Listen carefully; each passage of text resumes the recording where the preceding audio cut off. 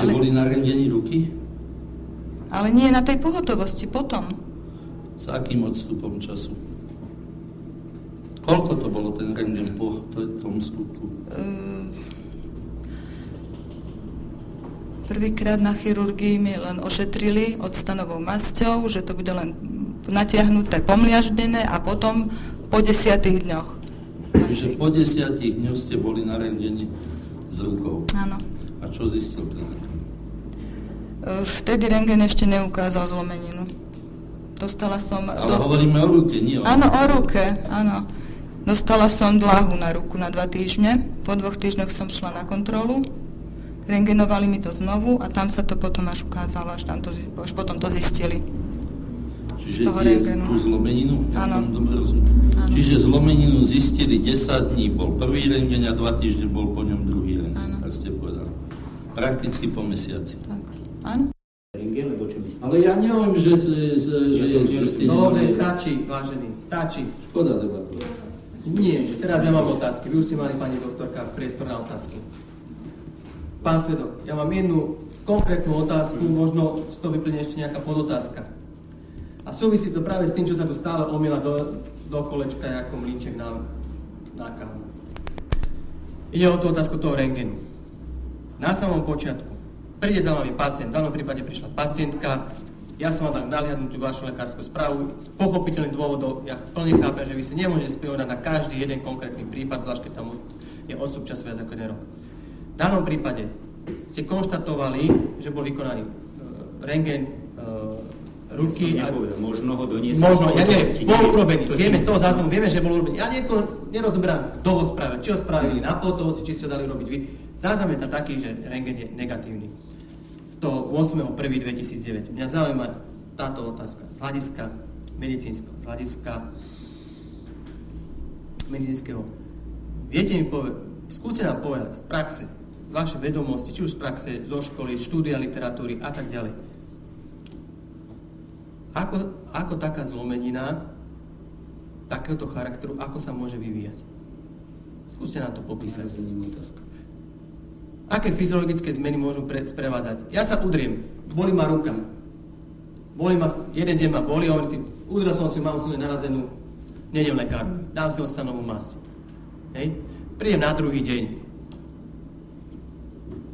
Bolí ma ruka, stále ho popíšem, tak ako napríklad v danom prípade. Váš postup by bol taký, ktorý ste už asi spomínali. Vy ste urobili rentgen. Pokiaľ je to úrazový pôvod, vtedy... Áno, samozrejme. A teraz ma zaujíma, z medicínskeho hľadiska, povedzte mi, taká zlomenina. Každá zlomenina sa objaví hneď na prvom rentgene, či už hneď ako sa urobí rentgen bezprostredne po úraze, alebo s odstupom napríklad, poviem, niekoľkých hodín alebo desiatok hodín. Sú rôzne typy zlomenín, nie len prasklina, fisúra, je nekompletná zlomenina, superiostálna, s posunom, bez posunu, záleží od toho, aká sa... Príďme k takým zlomeninám. Ak ide o prasklinu, to je to, čo som vysvetlil. Takže príďme k tým... Kompletná zlomenina, tá sa prejaví väčšinou hneď. A teraz sa vráťme, čiže vieme teda, že je viacero typov zlomenín. Vráťme sa k tomu typu zlomenín, o ktorej sa tu dnes bavíme. Je takáto zlomenina identifikovateľná hneď pri prvom rentgene, potom ako udáva zdravotné problémy pacient, alebo až neskôr? Môže byť aj hneď, ale nemusí byť hneď. Od čoho to závisí? Tak záleží to od kvality snímky, záleží to od kvality lekára, ako to posúdi, záleží to, ako je orientovaná tá fisúra, ak je v pozdĺžnej osti kosti, tak sa veľmi ťažko diagnostikuje, až keď sa odvápni, keď je priečne, je to lepšie vidieť.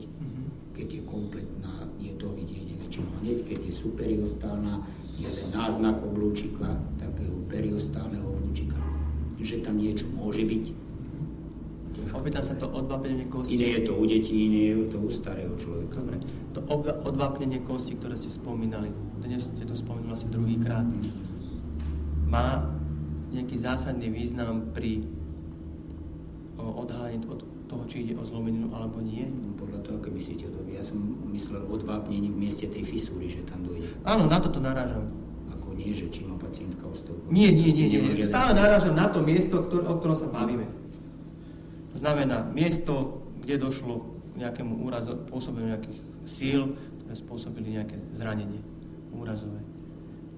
Má to odvápnenie kosti nejaký zásadný význam pre odhalenie, že či tam taká zlomenina, prasklina je alebo nie? Na prvej snímke môže byť podozrenie, nemusí, ale na základe klinického ďalšieho vývoja sa dá spraviť kontrolná snímka a potom tá fisúra je potvrdená.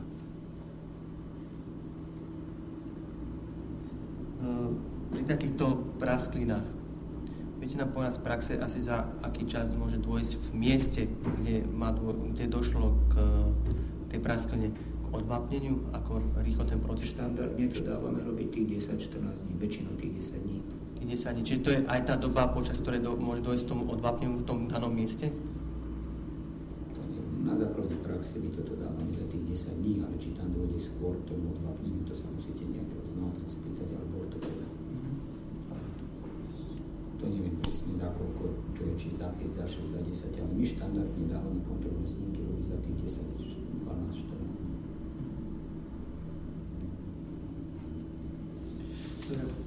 Viete nám povedať, ako dlho bola tá dlhá nasadená, alebo teda sádra po zistení praskliny? Neviem, nepamätám si. Nepamätáte si? Dobre, ja nemám ďalšie otázky. Ja bych mal